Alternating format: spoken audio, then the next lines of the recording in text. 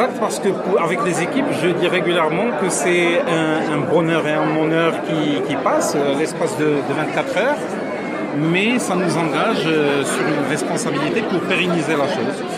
Et la première fois, c'était une réussite, mais après, deuxième, troisième, quatrième, ça devient un challenge. Il faut savoir gérer le succès. Il faut savoir le gérer, et surtout, c'est à coup de projet d'amélioration que la banque fonctionne. Et c'est la clé de la performance. Revenons à un peu d'histoire.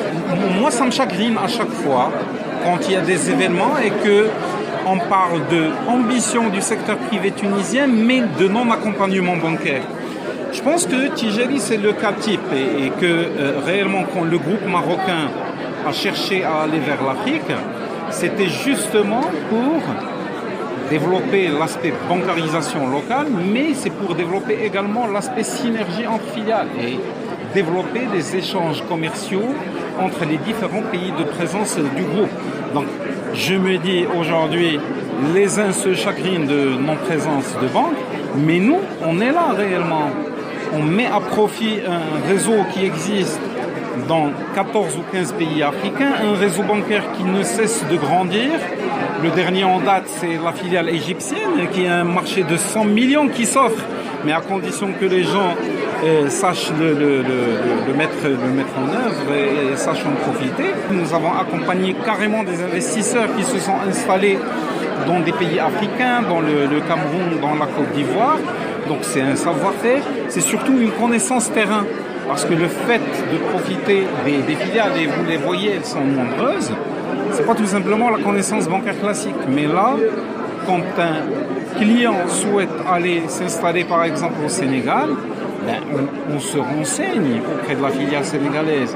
Mieux même, le Tunisien fait le déplacement, il trouve carrément des équipes dirigeantes du Sénégal qui le reçoivent, qui lui donnent... Il y aurait une prise en main. Mais réel. C'est de la pratique, c'est pas de la théorie. Donc, c'est pour ça que je me dis à chaque fois, pourquoi dire qu'il n'y a pas d'accompagnement alors qu'il y a réellement des banques qui accompagnent.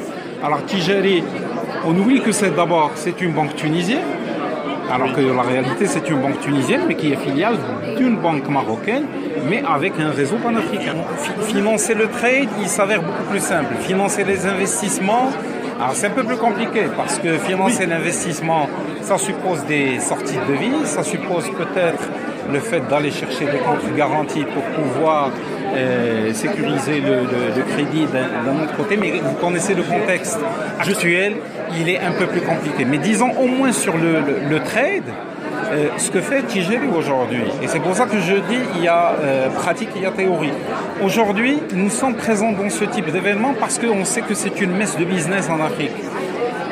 Ce que nous faisons de mieux, c'est que il y a le Forum Afrique Développement du groupe, et là, clairement, la grande messe du business africain, on amène les investisseurs et les opérateurs économiques tunisiens les plus sérieux, on les amène à Casablanca, au niveau d'un forum où il y a les 1800 opérateurs africains.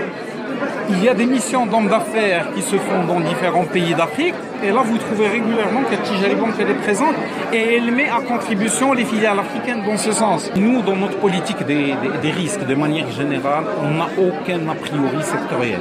Sur l'énergie, je pense qu'en matière de conseil, il y a Steg International qui est réellement bien implémenté en la matière. Mais osons dire la chose avec énormément de franchise. Vous ne pouvez, entre guillemets, attaquer, mais dans le sens positif, certains secteurs en logique d'export ou d'investissement étranger que lorsque vous êtes fort déjà dans votre pays.